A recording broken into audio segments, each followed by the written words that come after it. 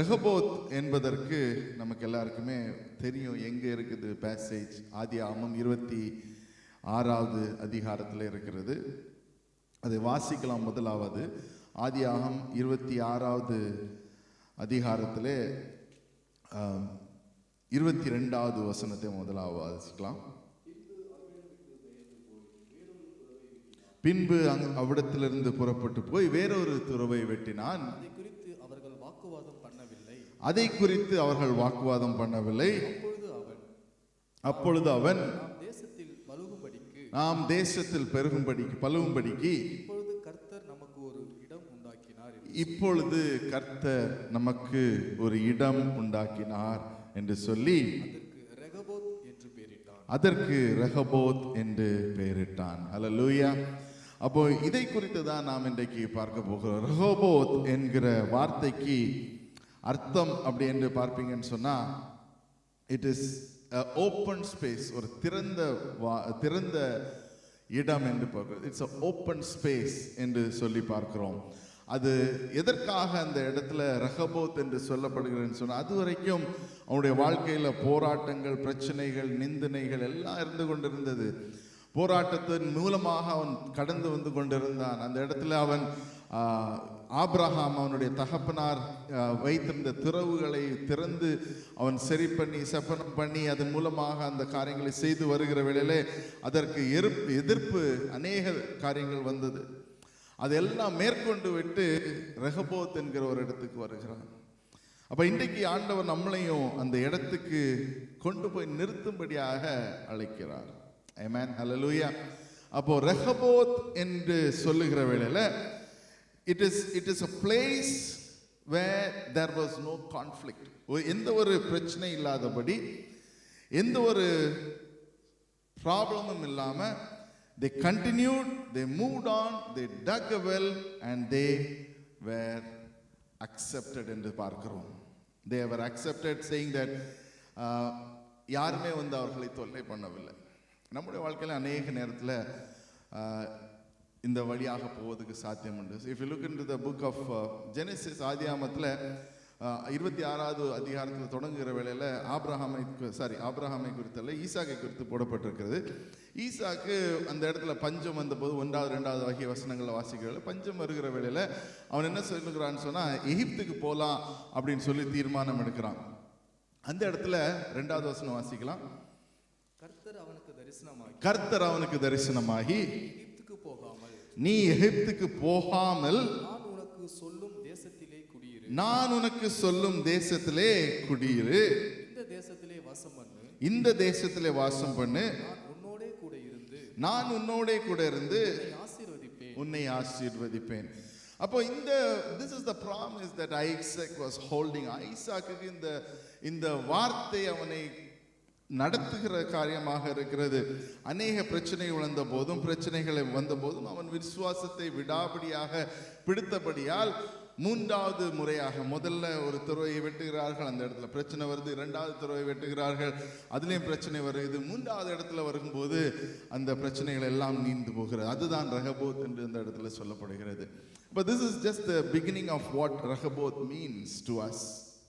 அப்போ இன்றைக்கு நம்முடைய வாழ்க்கையில் if we are facing a problem, God is wanting to take us into a place, an open space, a space created by God என்று சொல்லி பார்க்கிறோம்.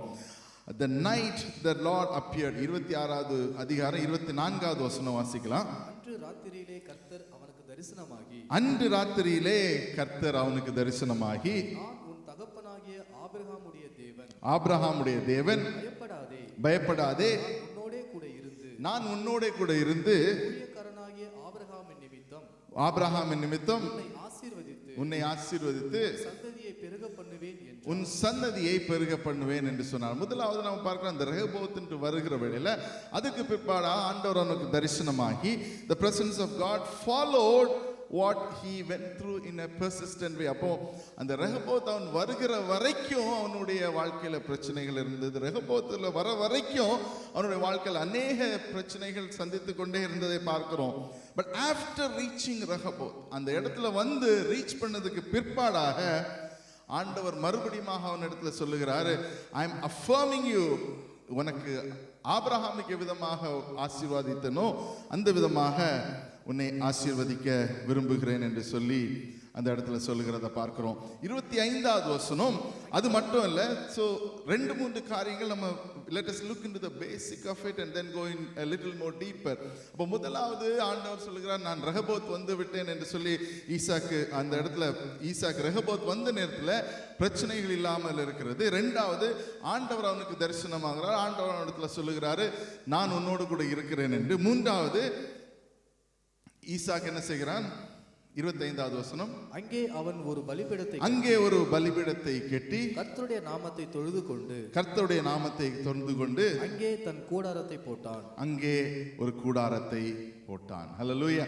So இதுதான் அவன் எவ்விதமாக how he responds back to God is to build an altar and worship the Lord. அப்போ இன்றைக்கு நம்ம பார்க்க வேண்டிய முதலாவது காரியம், the Rehoboth என்கிற வார்த்தை எபிரேய மொழியில பார்க்கிற வேளையில it indicates ஒன்று ஸ்பேஸை குறிக்கிறதாக இருக்கிறது, இன்னொன்று பிளென்டிஃபுல்னஸை குறிக்கிறதாக இருக்கிறது, மூன்றாவது இது என்ன ஒரு காரியத்தை குறிக்கிறதுனா லேண்ட் அண்ட் வெல்ஸ். இதை குறித்து தான் அதுக்காக தான் அந்த வார்த்தைகள் ரெகோபோத் என்று சொல்லப்படுகிறது. ஒன்று த ஸ்பேஸ், இன்னொன்று அநேக மிகுதி, இன்னொன்று த லேண்ட் இடமாக இருக்கிறது. அப்போ இதை குறித்து பார்க்கிற வேளையில கிரேக்க மொழியில பார்ப்போம்னு சொன்னா இட் டாக்ஸ் அபவுட் என்லார்ஜ்மெண்ட், இன்னும் அதிகமாக செயல்படுகிறதை பார்க்கிறோம், இன்னும் அதிகமாக இன்க்ரீஸ் ஆவதை பார்க்கிறோம். அப்போ let's look into what we need today. இன்றைக்கு என்ன செய்யணும்னு சொன்னா நம்முடைய வாழ்க்கையில ஒரு ரெகோபோத்தை நாம அனுபவிக்க வேண்டும். Amen. We started this year with the promise of flourishing. இந்த நாட்கள்ல வருகிற வேளையில even as we come together into a time of finishing 6 months, 6 மாசங்களை முடித்து விட்டோம். 7வது மாதத்துல ஆண்டவரே எங்க என்னுடைய ரெகோபோத் என்று நினைத்து கொண்டிருக்கிறீங்கன்னு சொன்னா God's promise remains in him and in you. Hallelujah. அவர் எவ்விதமாக உங்களுடைய வாழ்க்கையில ப்ராமிஸ் பண்ணியிருக்கிறாரோ, எந்த விதமாக ஃப்ளரிஷிங் உள்ளாக போவாரோ, நம்பிக்கை வைத்து நான் விசுவாசிக்கிற நம்பிக்கையோடு நீங்க இருப்பீங்கன்னு சொன்னா ஆண்டவர் இந்த காரியங்களை செய்வதற்கு கிருபை உள்ளவராக இருக்கிறார். ஹல்லேலூயா, ஹல்லேலூயா. ஜூலை மாதம் எப்போதுமே எல்லாருக்குமே ஒரு சேலஞ்சிங்கான மாதம். ஏன்னு சொன்னா this is a transitional month என்று சொல்லுவோம். ஜூன் முடிந்து விட்டது, 6 மாதம் முடிந்து விட்டது, 7வது மாதம். இந்த அடுத்த 6 மாதம் எவ்விதமாக இருக்க போகுது என்று சொல்லி நம்ம நினைத்து கொண்டு இருக்கிற காரியம். So in the transitionல this is what God wants to assure you that he is going to enlarge you. பக்கத்துல சொல்லுங்க, enlargementக்கு ரெடி ஆயிக்கோங்க. சொல்லுங்க. physical enlargement மட்டும் இல்ல, spiritual enlargement number 1. hallelujah. முதல்ல spiritual enlargement and also in the physical realm there's going to be an enlargement. hallelujah. There's going to be plentiful. அதுதான் நமக்கு ஆண்டவர் கொடுக்கிற வாக்கு. And he is wanting to remind us again that this is the season that God is going to act upon it. amen. hallelujah. விசுவாசிக்கிறவங்க hallelujah சொல்லுங்களா? amen. okay. அடுத்தபடியாக புதிய ஏற்பாட்டில் பார்க்கிற வேளையில when we look into a relative verse, இதுக்கு ரெகோபோத்துக்கு எந்த விதமான ஒரு சம்பந்தமாக இருக்கிற வார்த்தை எது என்று சொல்லி பார்க்கிறோம். யோவான் 10வது அதிகாரம் 10வது வசனத்தை பார்க்கிற வேளையில he talks about abundance. வாசிக்கலாம். யோவான் 10:10.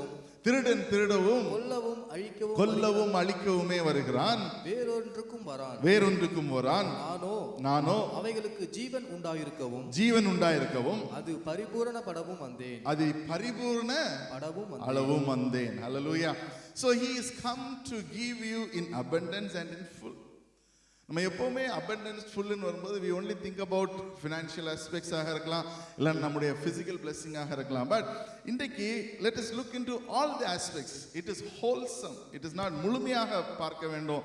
Not just only financial blessing, not only physical blessing, not only spiritual blessing. முழுமையாக God is going to lift you up into a position and place. அதுதான் ஈசாக்குடைய வாழ்க்கையில நடக்குது. Amen. யோசிச்சு பாருங்க, when he started அவன் பஞ்சத்துல இருந்தனால அவன் எங்க போகிறான்னு சொல்ல எகிப்தை நோக்கி போகிறான். Egypt is the place that at that season of time it was the best place. எகிப்து அந்த நாட்கள்ல பெரிதான ஒரு விளைச்சலை கொடுக்கிற நாடாக இருந்தது என்று பார்க்கிறோம். அப்போ அதை குறித்து அவன் சிந்தித்து என்ன செய்கிறான்னு சொன்னா maybe that is a place that is for me என்று சொல்லி பார்க்கிறான். இது நம்முடைய கிறிஸ்தவ வாழ்க்கை ஸ்பிரிச்சுவல் வாழ்க்கையை பார்க்கிறவர்கள் it can be related to our own thinking and எகிப்து. ஆபிரகாம் லோத்தை பார்க்கிறோம் நல்லா இருக்கு, அப்படியே கிளம்பி போகிறான். ஆனால் ஆபிரகாம் விசுவாசத்தினால முன் செல்லுகிறான். That is why it is also called the father of faith. அதே போல இன்றைக்கும் நம்முடைய வாழ்க்கையில we need to look into the areas எதுல நம்ம மிகுதியாக வேண்டும். ஆமென். எதுல உங்களுடைய வாழ்க்கையில இன்றைக்கு மிகுதியாக வேண்டும். as we meditate into the word, ஆண்டவர் உங்களோடு கூட பேசுகிற வேளையில இதை யோசிங்க. ஆண்டவரே என் இடத்துல பேசுங்க, எந்தெந்த இடத்துல நாம் மிகுதியாக ஆக வேண்டும். Maybe in our spiritual life, நம்முடைய பிரேயர்ல நம்ம கொஞ்சம் சொட்டா பிரேயர் பண்ணிக்கிட்டு இருக்கோம்னு சொன்னா let us pray like a flood. Hallelujah.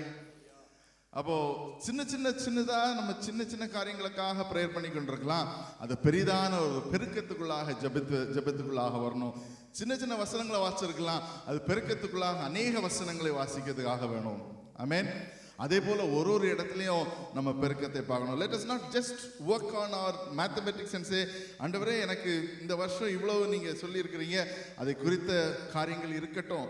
but let us start from the spiritual aspect of it. அதுதான் ஈசாக்குக்கு ஆண்டவர் சொல்லுகிறது, ஆபிரகாமோடு கூட இருந்தது போல நான் உன்னோட கூட இருக்கிறேன் என்று சொல்லி. முதலாவது God provides us the space for growth. முதலாவது ஆண்டவர் எதை சொல்லுகிறான்னு சொன்னா he gives us the space, ஒரு இடத்தை கொடுக்கிறார். the story of Rehoboth comes to us as a reminder. ஒரு இடத்தை கொடுக்கிறார். challenges வந்தது, பிலிஸ்தியர்கள் அவனுக்கு எதிராக வருகிறார்கள். it signifies the end of a season. பக்கத்துல சொல்லுங்க, end of a season. பிரச்சனைகளுடைய end of the season. you are at the end of the season. amen.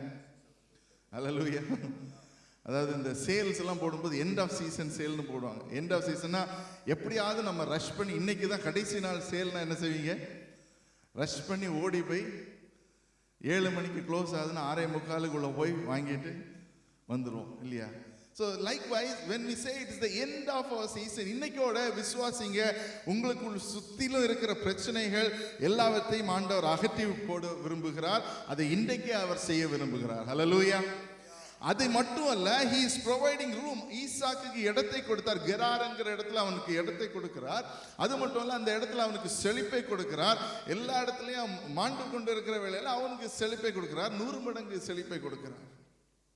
அதுக்கு பிற்பாடாக அவன் அதன் மூலமாக he progresses into building the wells. கெரார் என்கிற இடம் it is resembling an obedience, a place of obedience. நம்ம கீழ்ப்படியதுன்னு ஒரு இடமாக அது இருக்கிறது. ஏன்னு சொன்னா அவன் எகிப்துக்கு போகல. ஆண்டவர் சொன்னார், நீ இருக்கிற இடத்துல இரு, நான் உன்னை ஆசீர்வதிக்கிறேன். ஆமென். ஹalleluya.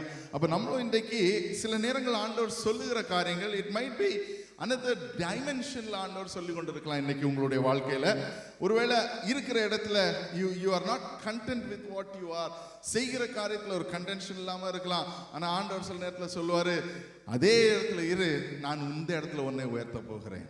ஆமென். சில நேரத்துல நம்ம நினைக்கிறோம், எப்படி ஆண்டவரே இதெல்லாம் ஹோல்ட் பண்ண முடியும், எப்படி how can I hold all these things? But ஈசாக்க பார்க்கிற வேளையில அவன் விசுவாசத்துல தொடர்ந்து இருந்தான். he was persistent, தொடர்ந்து காரியங்களை செய்கிறவனாக இருந்தான். Rehoboth signifies the end of a quarrel and the beginning of peace. ஒரு சமாதானத்தின் தொடக்கமாக இருக்கிறது. அவன் அந்த இடத்துல ஒரு மாறுதலை அவனுடைய வாழ்க்கையில பார்ப்பதற்கு முடிகிறது.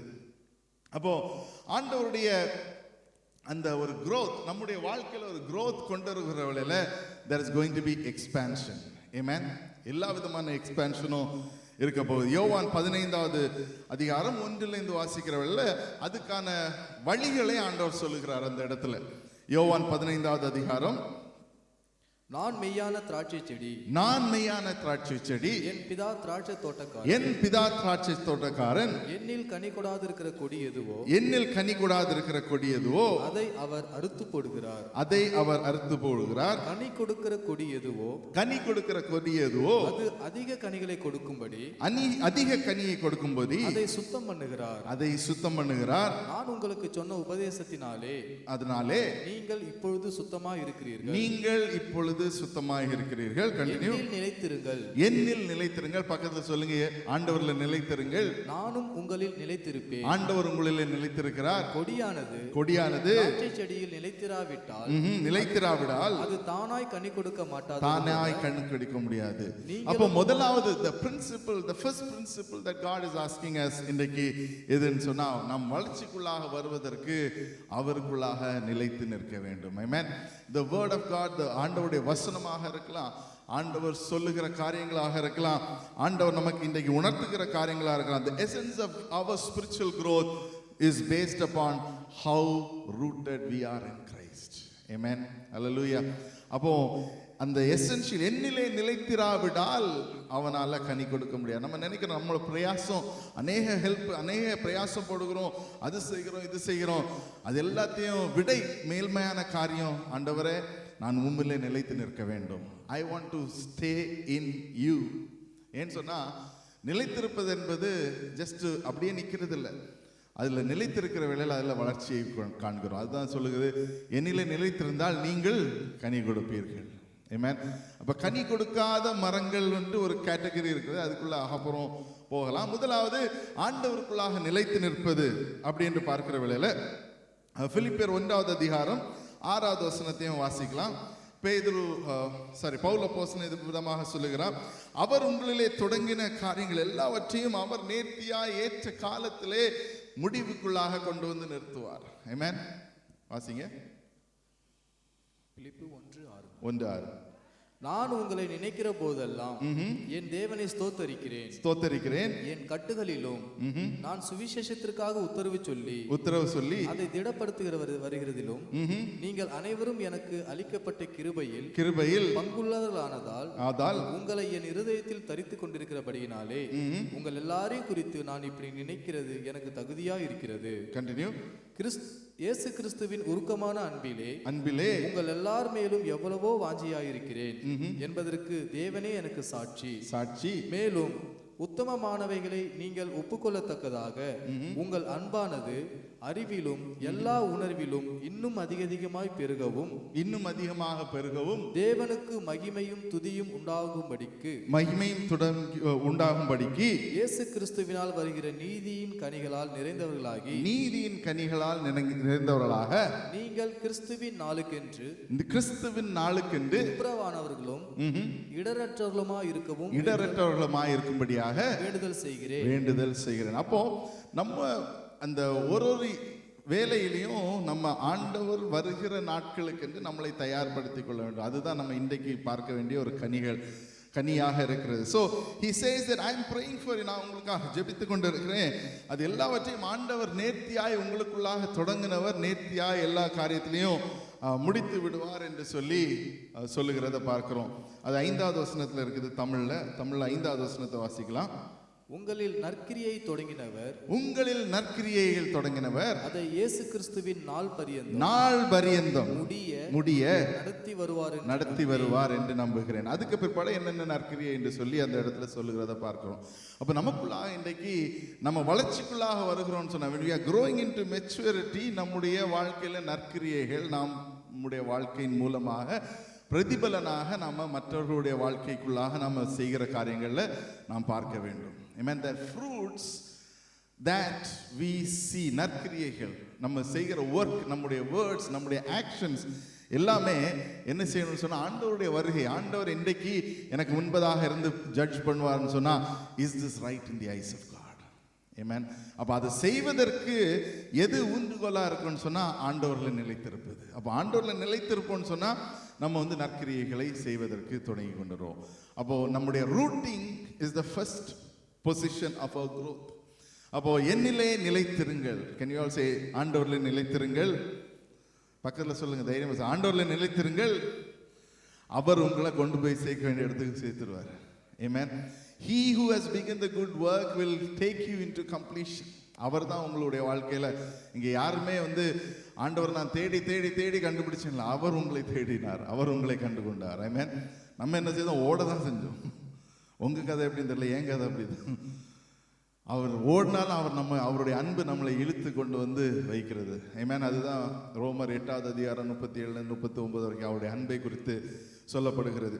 பட் என்னன்னு பார்த்தீங்கன்னு சொன்னா, அந்த ரூட்டிங் இஸ் வெரி இம்பார்ட்டன்ட். என்னிலே நிலைத்திருங்கள், அப்போ நீங்க கனி கொடுப்பீர்கள். எந்த விதமான கனின்னு சொன்னா நற்கிரியையின் கனிகளாக இருக்க வேண்டும். ஹல்லேலூயா, ஹல்லேலூயா. So that is the space that God allows us.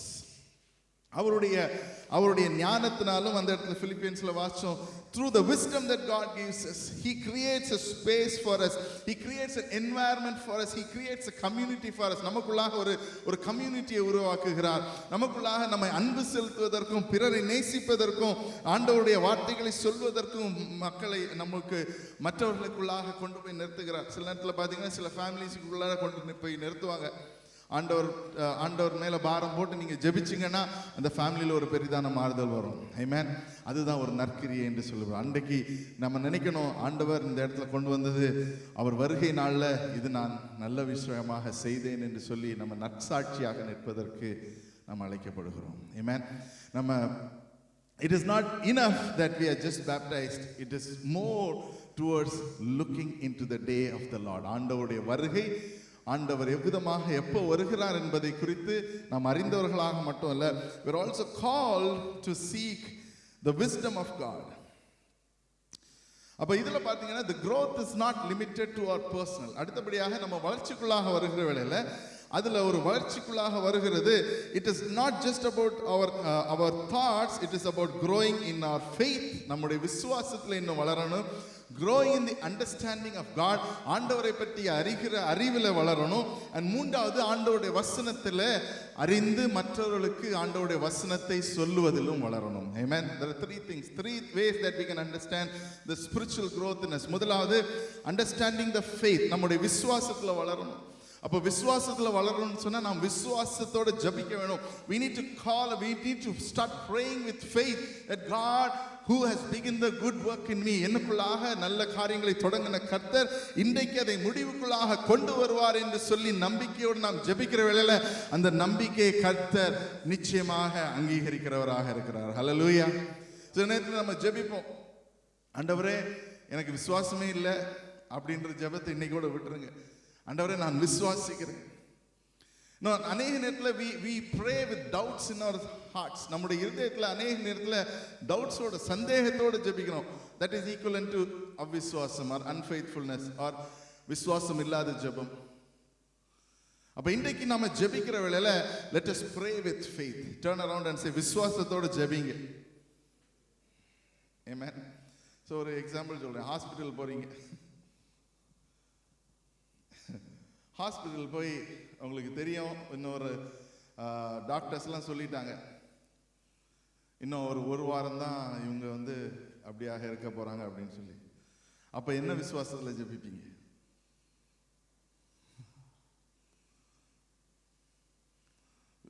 இவருடைய ஓட்டத்தை தொடங்கினவரும்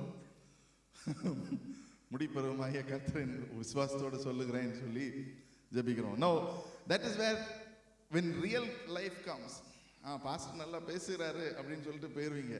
ஆனா அந்த நேரத்துல நீங்க எந்த விசுவாசத்தோட ஜெபிக்கிறீங்க? நம்ம கையில இல்லை. It is not in our hands, my brothers and sisters. அந்த நேரத்துல நீங்க விசுவாசத்தோட ஜெபிச்சீங்கன்னா அவர் மறுபடியும் உயிரோடு வர முடியும். ஆண்டவர் யோசிச்சு பாருங்க, லாசருடைய வாழ்க்கை. he was inside the tomb, he was dead. அவரை உயிர்ப்பித்து கொண்டு ஒரு கூடிய விசுவாசம் ஆண்டவர் நமக்கு தந்திருக்கிறார். ஆமென். ஹல்லேலூயா, ஹல்லேலூயா. அப்ப இன்றைக்கு நம்ம let us dwell inside ourselves and ask, in what type of faith do I have? ஈசாக்கு விசுவாசித்தான், அதனால தான் கெரார்ல நின்றான். ஆண்டவர் எனக்கு செய்வார். Did it happen immediately? No, வரல. அநேக பிரச்சனை. அவன் வந்து துறவுகளை தோன்றுறான். he digs the well and then Philistines வந்து அவங்க சொல்லுகிறாங்க, இதெல்லாம் நீ டச் பண்ணக்கூடாது, இது உன் ஏரியா இல்லை. நம்ம ஆஃபீஸ்லாம் அப்படி தானே செய்யும். ஏதோ ஒரு செஞ்ச உடனே சொல்லுவாங்க, இதெல்லாம் நீ சொல்லக்கூடாது, செய்யக்கூடாது, this is not your part of your role, இதெல்லாம் செய்யாத, இப்படி செய்யாத, அப்படி செய்யாத அநேக காரியங்கள் சொல்லக்கூடும். But God provided space for Isaac. Amen, hallelujah. அப்போ உங்களுடைய வாழ்க்கையிலையும் ஆண்டவர் அந்த மிகுதியான ஒரு காரியத்தை செய்வதற்கு அவர் கிருபை உள்ளவராக இருக்கிறார். சங்கீதம் 18வது அதிகாரம் 19வது Psalms 18:19 வாசிக்கலாம்.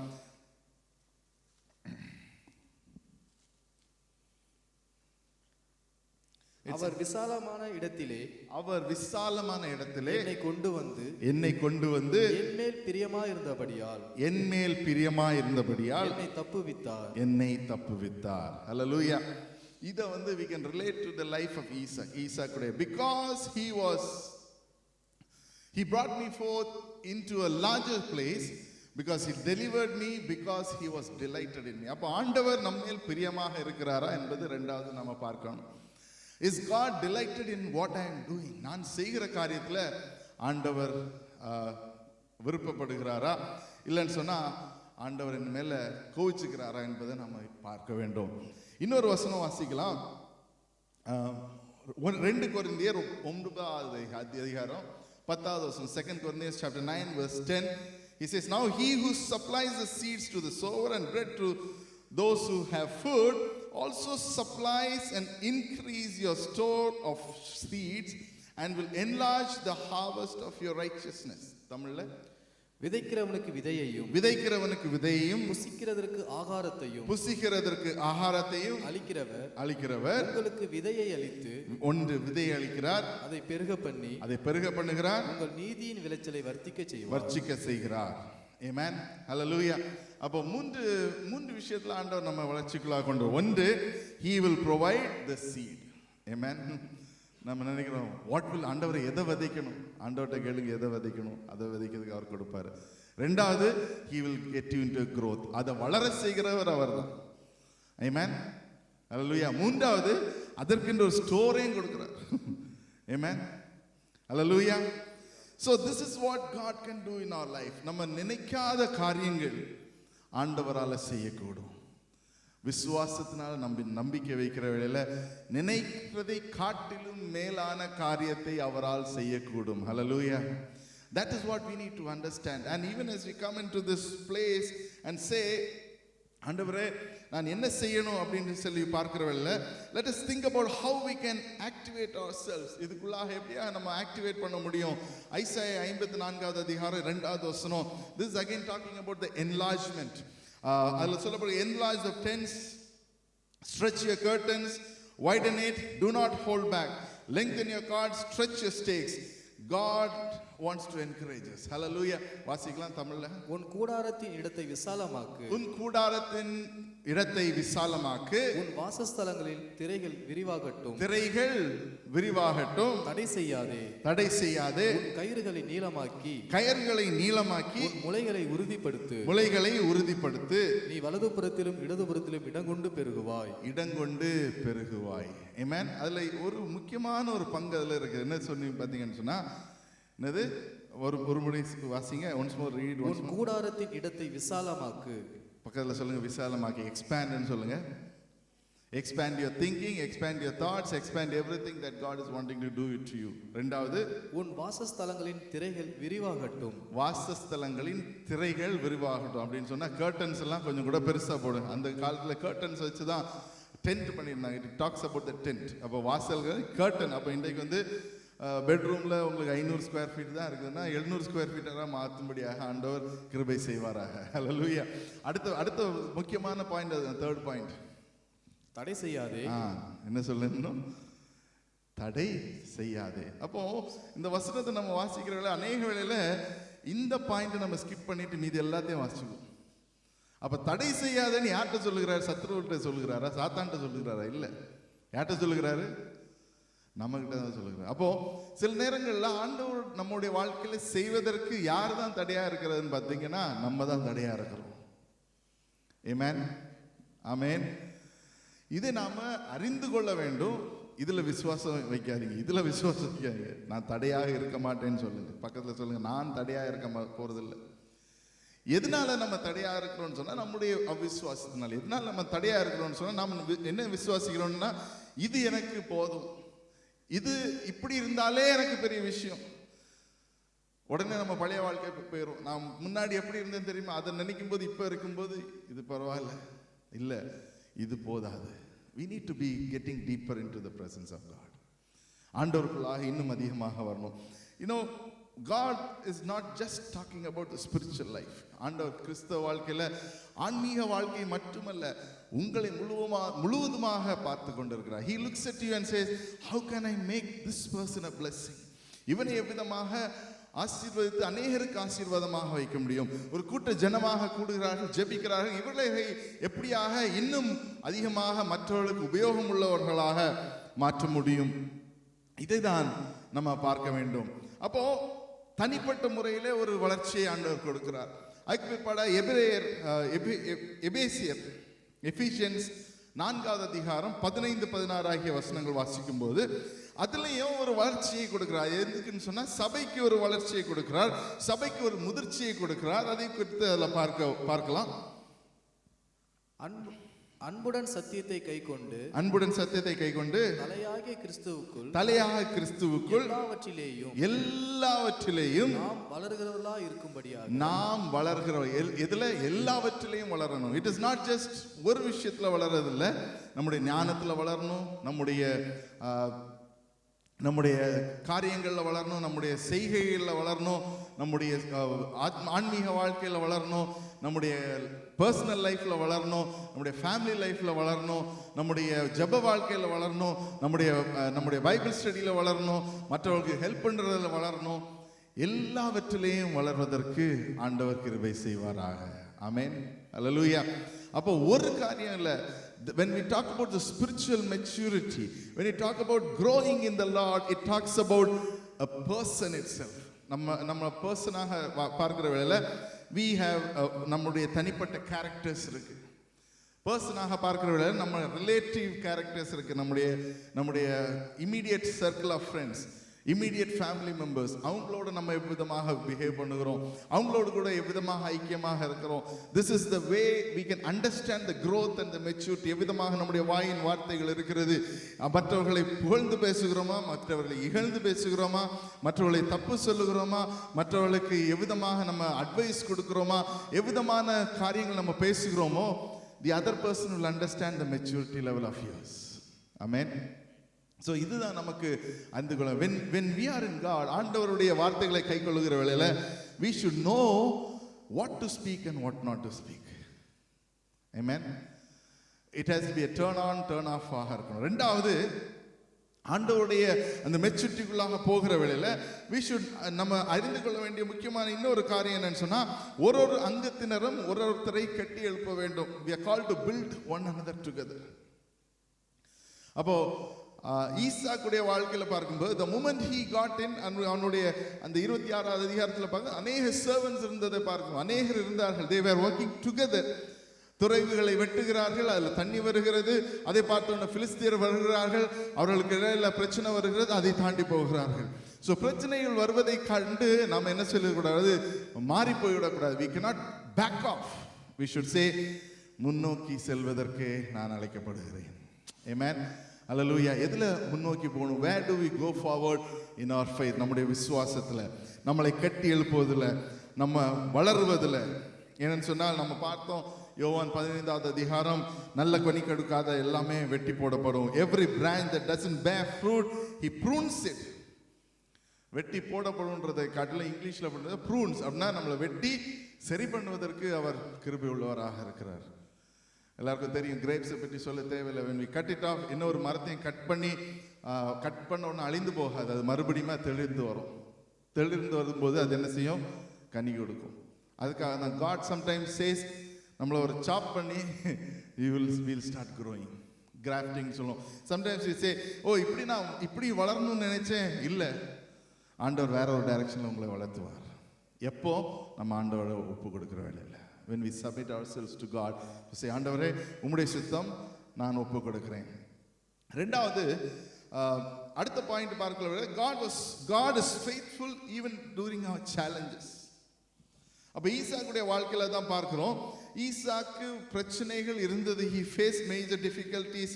ஆனா அவன் விசுவாசத்தை விட்டு விடவில்லை. அவன் விசுவாசத்தோடு நம்பிக்கையோடு போய் கொண்டிருந்தான். நம்முடைய வாழ்க்கையிலையும் அநேக நேரத்தில் when we face obstacles we give up. ஒரு டிட்டர்மினேஷன் நம்முடைய வாழ்க்கையில் வேணும். நாட் ஜஸ்ட் டிட்டர்மினேஷன் மட்டும் தேவை முடியாது. டிட்டர்மினேஷனோட சேர்ந்து பர்சிவரன்ஸ் வேணும். அப்போ நம்ம நினைக்கிறோம், ஓகே இந்த வருஷம் நான் இந்த காரியங்கள் செய்யணும், that is the determination. Goal set பண்ணிட்டோம், அப்போ அதை பர்சிவர் பண்ணணும். தடைகள் வரும்.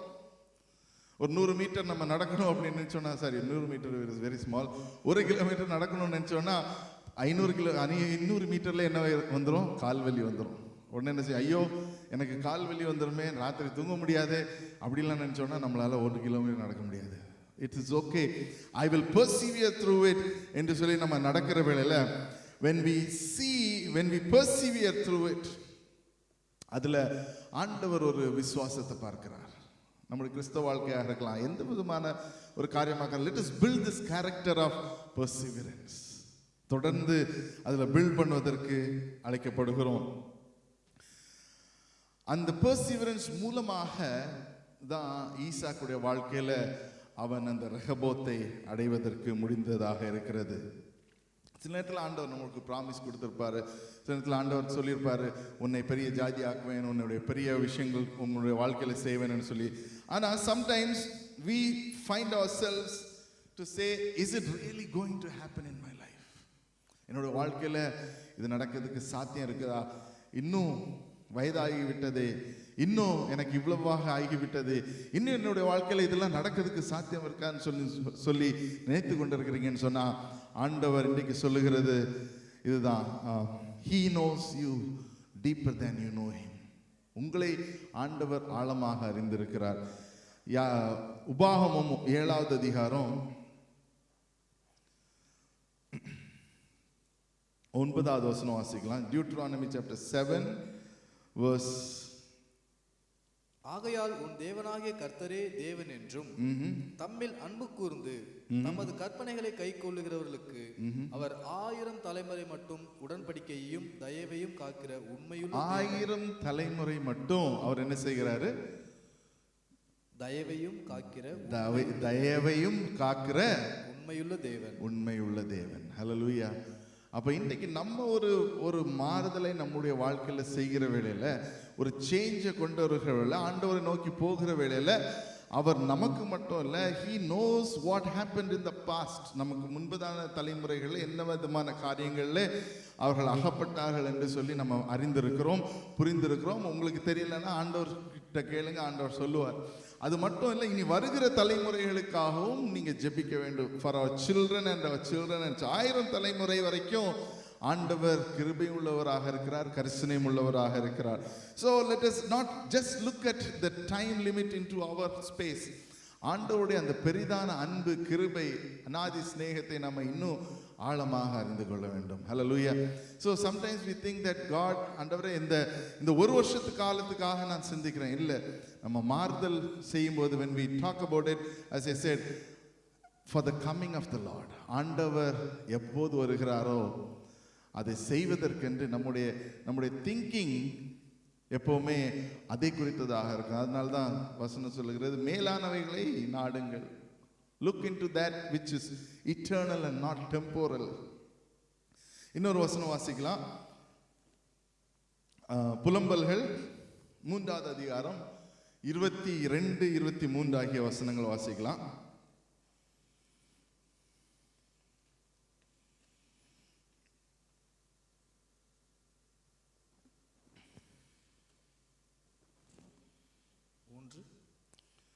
மூன்று 22, 23. நாம் நிர்மூலமாகாதிருக்கிறது கர்த்தருடைய கிருபையே. நாம் நிர்மூலமாகாமல் இருப்பது கர்த்தருடைய கிருபையே. அவருடைய இரக்கங்களுக்கு முடிவில்லை.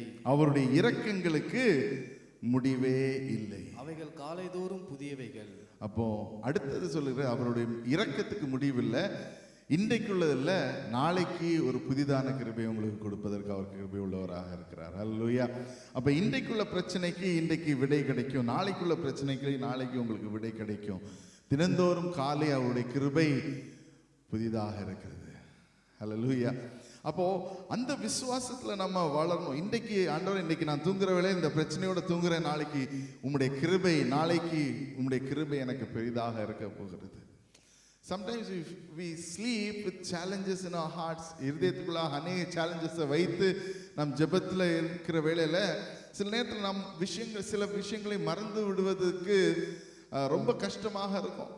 அப்போ ஜெபிச்சுட்டு நீங்க படுத்துருங்க, ஜெபிச்சுட்டு நல்லா தூங்குங்க. காலையில் எழும்பும்போது உங்களுக்கு தெரியாத புதிய வழிகள்லாம் ஆண்டவர் அதற்கு பதிலைகளை அளிக்கிறவராக இருக்கிறார். That is the grace of God operating. Amen. Hallelujah. So this is the way that we need to start living our life. One, to have the determination. Rendavathu, to have the perseverance. Moondavathu, to operate under His grace, which is continuously and ever with us என்று சொல்லி இந்த மூன்று காரியத்தை நாம் அறிந்து கொள்ள வேண்டும். நான்காவது, Rehoboth was not the end of Isaac. ஈசாக்குடைய வாழ்க்கையில் அது ரெஹோபோத் ஒரு எண்டாக இல்லை. இட் இஸ் a continuous fruitfulness-க்குள்ளாக அதை எடுத்துக்கொண்டு போகிறதை பார்க்கிறோம். அதுக்கு பிற்பாடாக he goes into Beersheba என்று பார்க்கிறோம். So God intended him to be fruitful.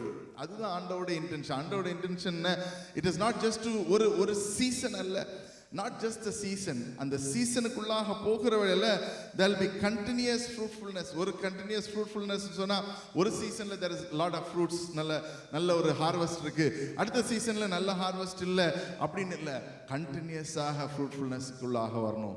அதற்கு நம்ம என்ன செய்யணும்னு சொன்னா யோவான் 15 போல நிலைத்து நிற்கணும். நிலைத்து நிற்கிறதுக்கு இன்னொரு வேர்டு தான் perseverance. Amen. Hallelujah. So sometimes we try to root ourselves and uproot ourselves. Root ourselves, uproot ourselves. அது இல்லாம என்ன வந்தாலும் சரி, இந்த 6 மாசம் வருகிற another next few months I am going to consistently do it whatever it happens. Amen. அதுதான் நம்முடைய வாழ்க்கையில் இன்றைக்கு ஆண்டவர் எதிர்பார்த்து கொண்டிருக்கிற காரியமாக இருக்கிறது. ஸோ இந்த இடத்துல பார்க்கிற வேளையில 26வது ஐசையா 12வது அதிகாரம் 3வது வசனத்தை வாசிக்கலாம். நீங்கள் ரட்சிப்பின் ஊற்றுகளிலிருந்து மகிழ்ச்சியோடே தண்ணீர் மொண்டு கொள்வீர்கள். அக்காலத்து நீங்கள் ரட்சிப்பின் ஊற்றுகளிலிருந்து மகிழ்ச்சியோடே தண்ணீர் மொண்டு கொள்வீர்கள். அடுத்த வசனம், அக்காலத்தில் நீங்கள் சொல்வது கர்த்தரை துதியுங்கள், அவர் நாமத்தை தொழுது கொள்ளுங்கள், அவருடைய செய்கைகளை ஜனங்களுக்குள்ளே அறிவியுங்கள், அவருடைய நாமம் உயர்ந்ததென்று பிரஸ்தாபம் பண்ணுங்கள். Hallelujah. So we are called to dig deeper. இன்னும் ஆழமாக ஆண்டவருக்குள்ளாக போவதற்கு ஆண்டவர் அழைக்கிறவராக இருக்கிறார். It is not just the idea of spiritual well, it is to understand the depth of the living water. ஜீவ தண்ணீர் நமக்குள்ளாக இருக்கிறது என்று அறிந்திருக்கிறோம். ஆண்டவர் நம்மோடு கூட பேசிக்கொண்டு இருக்கிறார் என்று அறிந்திருக்கிறோம். But today the call is to go deeper. அந்த துறவுகளை வெட்டுகிற வேளையில they did not just open it, they had to dig it deeper. அது எல்லாவற்றையும் பிலிஸ்தியர்கள் மூடி போட்டு விட்டார்கள். Then they had to dig it deeper. இன்னும் ஆழமாக போகிற வேளையில God gave the sustenance through the well for Isaac. அப்ப நம்முடைய வாழ்க்கையிலும் இன்னும் துறவுகளை நம்ம வெட்டி நம்ம எடுத்து நம்ம இன்னும் அதிகமாக ஆண்டவருடைய பிரசன்னத்தில் இருக்கிற வேளையில இன்னும் ஆழமாக போகிற வேளையில அதுல நம்ம ஜீவ தண்ணீரை நாம் கொண்டு கொள்ள முடியும். we can experience the living water in our life on a daily basis. So let us not just consider Rehoboth, I have arrived, நான் வந்து விட்டேன் ரெஹோபோத்ல இல்ல. திறந்த வானம், திறந்த பூமி, எக்ஸ்பான்ஷன் மட்டும் அல்ல, to continuously expand into the kingdom of God. அதுதான் ஆண்டவர் இன்றைக்கு நம்மளோடு கூட பேசிக்கொண்டு இருக்கிறது. யோவான் 4வது அதிகாரத்துல 14வது வசனம் எல்லாருக்கும் தெரிந்த ஒரு வசனமாக தான் இருக்கும்னு சொல்லி விசுவாசிக்கிறேன். நான் கொடுக்கும் தண்ணீரை குடிக்கிறவனுக்கோ ஒரு காலம் தாகம் உண்டாயிருக்காது.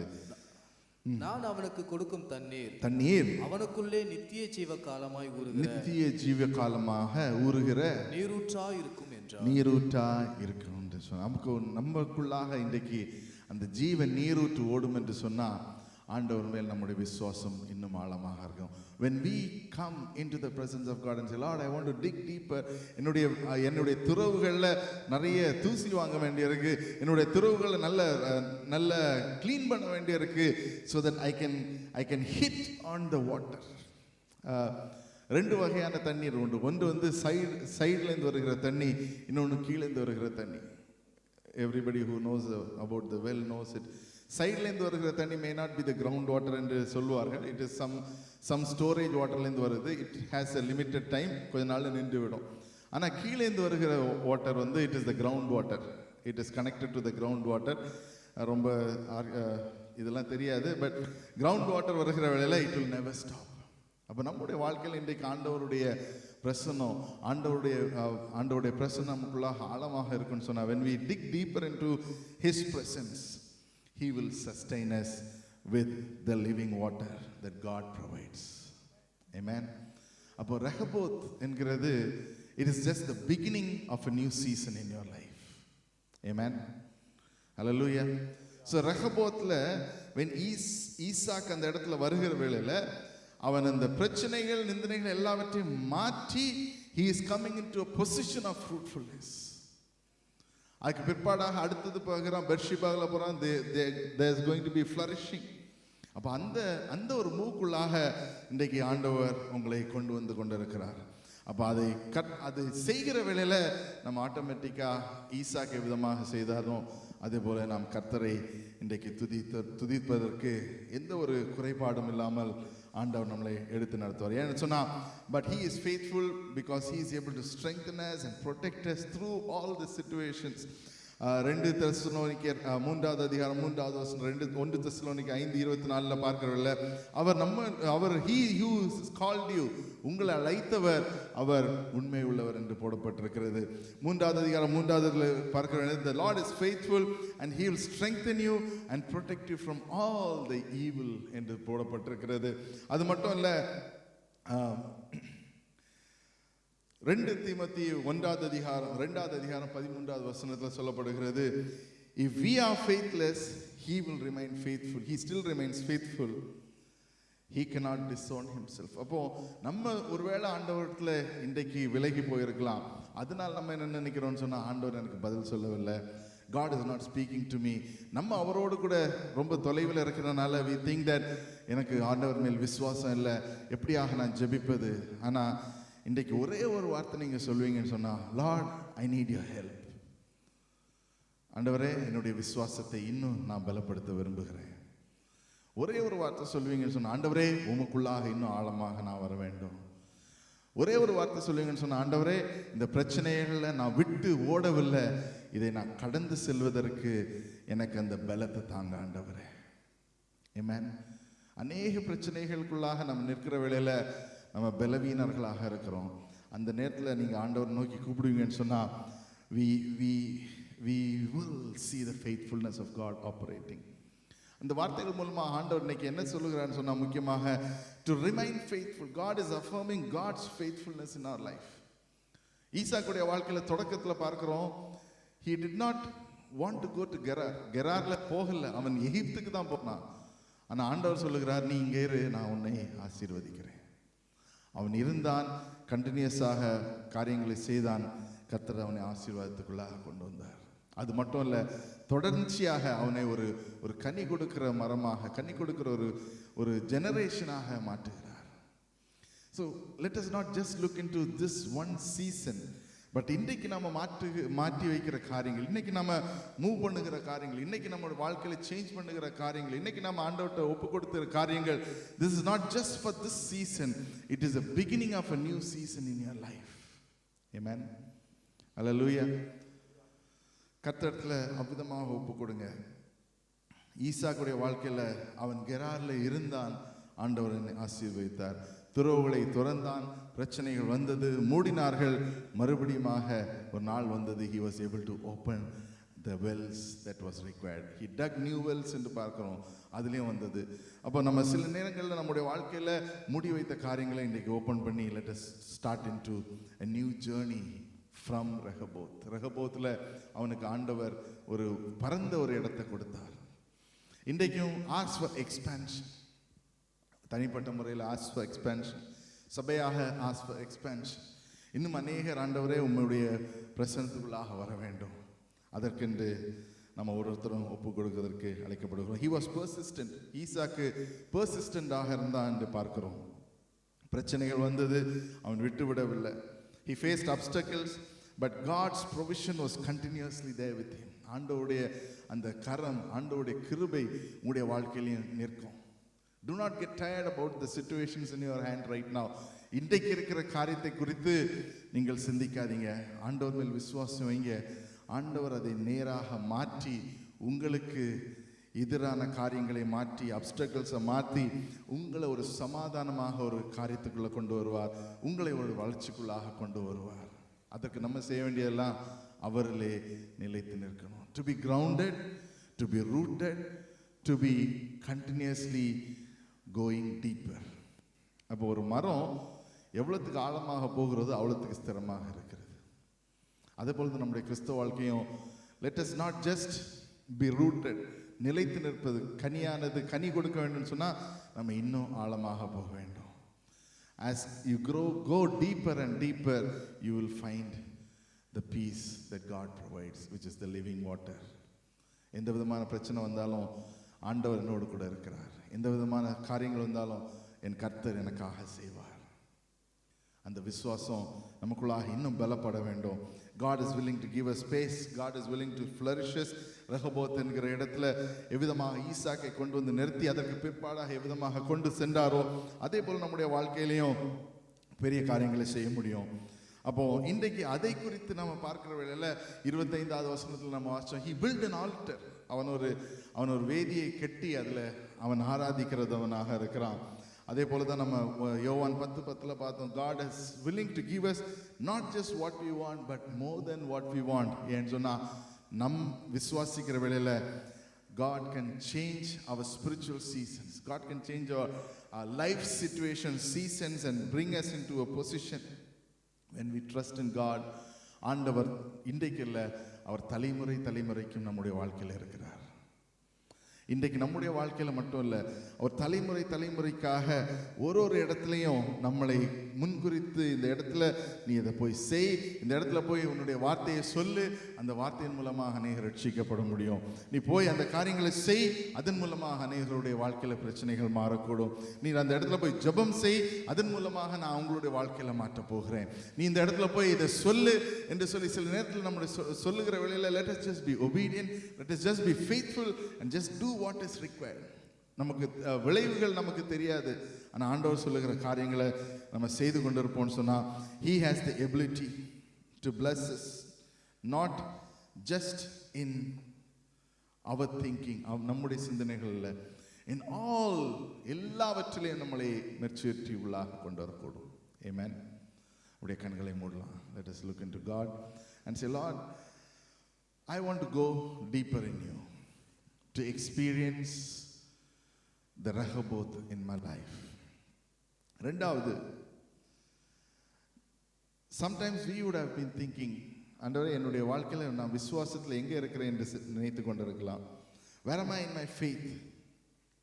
Commit to God, make some room so that God can do greater things. ஆண்டவருடைய கெப்பாசிட்டி வச்சு பாருங்க, உங்களுடைய கெப்பாசிட்டி வச்சு பார்க்காதீங்க.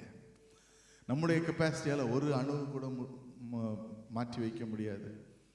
But God can do greater things in our life.